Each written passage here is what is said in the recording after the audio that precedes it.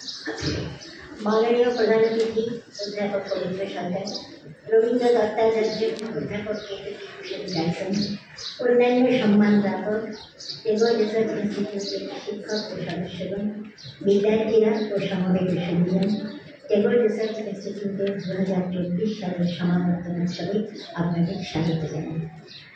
প্রথমেই যে কথাটি বলতে ভালো লাগছে, এই বছর 2024-এ এই প্রতিষ্ঠান 60 বছরে পদার্পণ করছে। 10 বছর আগে পালিত হচ্ছিল সুবর্ণ জয়ন্তী উৎসব। এখন বিগত দশকে অতিমারি সংক্রান্ত বাধা অতিক্রম করে 60 বছরে এসে মনে পড়ল রবীন্দ্রনাথের একটি কবিতা পঙ্ক্তি, প্ল্যাটিনামের আংটির মাঝখানে যেন হিরে, আকাশের সীমা ঘিরে মেঘ। এই পঙ্ক্তির উপমায় আকাশ হয়েছে উপমিত, উপমান হয়েছে হিরে। আকাশ ঘিরে মেঘের বলয়, তার উপমান প্ল্যাটিনাম। আকাশকে ঘেরা যায় না, হিরে যত মূল্যবানই হোক সে মূল্য বস্তু জগতের, তার সঙ্গে আকাশের উপমা ঠিক যথাযথ নয়। আকাশ একদিক থেকে দেখলে শূন্যতা, অন্যদিক থেকে দেখলে সীমাহীন।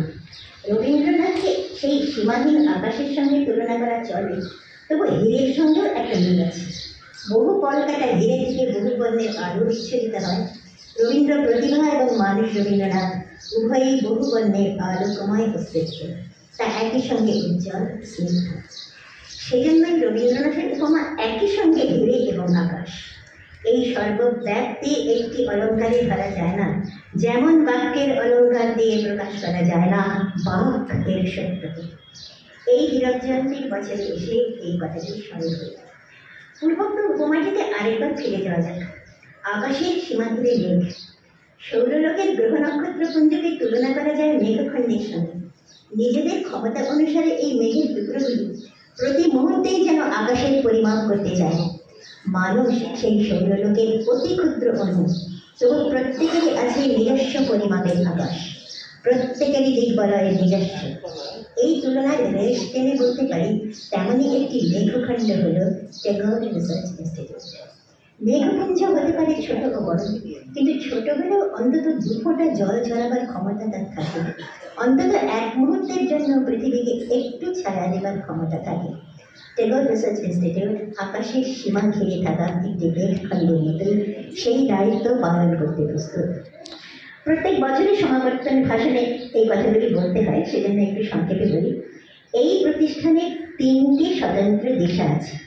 প্রথম হল রবীন্দ্রনাথ সম্পর্কে পঠন পাঠনের চর্চা যতদূর সম্ভব বিস্তৃত করা। বলতে ভালো লাগে যে সেই কর্তব্যে এই প্রতিষ্ঠান কখনো অবহেলা করেনি। অভিজ্ঞতায় দেখেছি অতিমারির সময়ও পাঠ চর্চার ক্ষেত্রে বাধা সৃষ্টি হবে বলে যে আশঙ্কা করা গিয়েছিল, প্রযুক্তির সাহায্যে তা অতিক্রম করা সম্ভব হয়েছে এবং আন্তরিকতার সাহায্যে। ইনস্টিটিউটের দ্বিতীয় কর্মধারা হল রবীন্দ্রনাথকে কেন্দ্র করে গড়ে ওঠা সাংস্কৃতিক ভুবনকে যতটা সম্ভব সঞ্জীবিত রাখা। সেজন্য বিভিন্ন ধরনের অনুষ্ঠান ও আলোচনা সভা আয়োজিত হয়। কৃতবিদ্য বক্তারা ভাষণ দেওয়ার জন্য আমন্ত্রিত হন। রবীন্দ্র ব্যক্তিত্ব ও রবীন্দ্র প্রতিভার বিভিন্ন দিক ছাড়াও জোড়াসাঁকো ঠাকুরবাড়ির শান্তিনিকেতন, শ্রীনিকেতন ও বিশ্বভারতীর সঙ্গে যুক্ত আরও অনেকের চিন্তন ও সৃষ্টির দিকও আলোচিত হয়। রবীন্দ্রনাথ আন্তর্জাতিক মনীষীরূপে স্বীকৃত, তাঁর চিন্তন মননের বিশ্লেষণ বিভিন্ন দিক থেকে উঠে আসে সেই সব আলোচনায়। টেগোর রিসার্চ ইনস্টিটিউটের এই দিকটি অত্যন্ত উল্লেখযোগ্য। ইনস্টিটিউটের কার্যাবলীর তৃতীয় দিকটি হল প্রকাশনা। রবীন্দ্রনাথ এবং রবীন্দ্র বড়াইকে ঘিরে একাধিক মূল্যবান গ্রন্থ প্রকাশিত হয়েছে এখান থেকে। নিয়মিত প্রকাশিত হয় রবীন্দ্র ভাবনা নামের পত্রিকা। যে কোনো চিন্তনকে মুদ্রিত রাখার যে উপযোগিতা, সে বিষয়ে এই ইনস্টিটিউট সচেতন ও সচেষ্ট। টেগোর রিসার্চ ইনস্টিটিউটের সমাবর্তন ভাষণ 2জন ব্যক্তির উল্লেখ ছাড়া সম্পূর্ণ হয় না বলে আমরা সকলেই মনে করি। আবারও একটু তুলনা দিয়ে বলা যায়, বিশ্বভারতীর সমাবর্তনে যেমন রবীন্দ্রনাথের উল্লেখ না থাকা অসম্ভব, তেমনি টেগোর রিসার্চ ইনস্টিটিউটের সমাবর্তনে প্রতিষ্ঠাতা অধ্যাপক সোমেন্দ্রনাথ বসু এবং অধ্যাপক মঞ্জুলা বসুর নামের উল্লেখ করতেই হবে। সোমেন্দ্রনাথ বসু রবীন্দ্রনাথকে ঘিরে যে স্বপ্ন দেখেছিলেন তাকে বাস্তবায়িত করেছিলেন। তারপরে অনেকদিন হাল ধরেছিলেন অধ্যাপক মঞ্জুলা বসু। অল্পদিন হলে তিনিও আর নেই, কিন্তু আমরা বলবো না যে টেগোর রিসার্চ ইনস্টিটিউটের কর্মধারা ব্যাহত হয়েছে। আশা করা যায় বর্তমান সম্পাদক ও সদস্যদের প্রয়াসে সেই ধারাবাহিকতা অক্ষুণ্ণ থাকবে। একটি ব্যক্তিগত কথা বলি, কখনো বা মনে হয়েছে টেগোর রিসার্চ ইনস্টিটিউটের প্রতিটি কাজ যে আন্তরিকতা এবং নৈপুণ্যের সঙ্গে সম্পন্ন হয়, প্রতিটি অনুষ্ঠান এবং আলোচনা সভা যে উচ্চ মানে পৌঁছয় সেই তুলনায় এই প্রতিষ্ঠানের পরিচিতি হয়তো কিছুটা কম। তার একটি কারণ এই যে এই প্রতিষ্ঠান কোনো বিত্তবানের দ্বারা স্থাপিত হয়নি, কোনো বিত্তবানের অর্থানুকূল্যেও এই প্রতিষ্ঠান চলে না। বিগত 60 বছরে কোনো সরকারি অনুদানের মুখাপেক্ষী হয়নি টেগোর রিসার্চ ইনস্টিটিউট।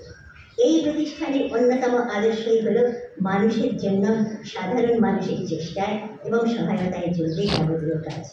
নিজেদের বিজ্ঞাপিত করা টেগোর রিসার্চ ইনস্টিটিউটের লক্ষ্য নয়, সে বিষয়ে তারা সচেষ্ট বা লক্ষ্য বলে মনে হয়। তারা রবীন্দ্রনাথ ও রবীন্দ্র সংস্কৃতিকেই তুলে ধরতে চান, নিজেদের তুলে ধরতে চান না। সে কারণেই এখানে এইটুকু কথা আমি সকলের সামনে করতে চাই, টেগোর রিসার্চ ইনস্টিটিউটের সুপরিকল্পিত কর্মধারা খুব কম প্রতিষ্ঠানেই প্রত্যক্ষ করা যায়। আপনারা সাধ্যমতো এই কথাটি একটু ছড়িয়ে দেওয়ার চেষ্টা করবেন। টেগোর রিসার্চ ইনস্টিটিউটের অন্যতম শক্তি হলো আন্তরিকতা। কোনো লাভের প্রত্যাশা না রেখে সম্পাদক থেকে শুরু করে সাম্প্রতিকতম বিদ্যার্থীও যে ভালোবাসার সঙ্গে এখানে নিজেদের কাজ করেন তার তুলনা এখনকার কালে প্রায় কোথাওই দেখা যায় না। মনে হয় তার একটা কারণ হল প্রতিষ্ঠাতা অধ্যাপক সমীন্দ্রনাথ বসুর অপরিসীম রবীন্দ্র অনুষ্ঠানের ক্ষমতা। এই বৈশিষ্ট্য তিনি পরবর্তী প্রজন্মেও সঞ্চালিত করতে পেরেছেন।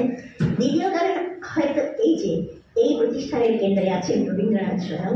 আমাদের প্রয়াস হতে পারে সীমাবদ্ধ, কিন্তু আমাদের সামনে সেই অসীম রবীন্দ্রনাথ একালের গীতিকারের ভাষায় নীল ছোট প্রতিদিন আকাশ তো। আজকে উপস্থিত যারা রবীন্দ্র নামাঙ্কিত বিভিন্ন সম্মাননায় ভূষিত হলেন তাদের সকলকে আমার আন্তরিক অভিনন্দন ও শুভকামনা জানাই। তাদের কর্মধারা ও রবীন্দ্র চর্চা অব্যাহত থাকুক। যে বিদ্যার্থীরা আজ উপাধি অর্জন করলেন তাদের জীবন ও কর্ম রবীন্দ্র মহাজীবনের অনুসরণ করুক, এই কামনা জানিয়ে এবং উপস্থিত সকলকে শুভেচ্ছা জ্ঞাপন করে আজকের সমাবর্তন অনুষ্ঠানের সমাপ্তি ঘোষণা করছি। সাধু সাধু সাধু সাধু।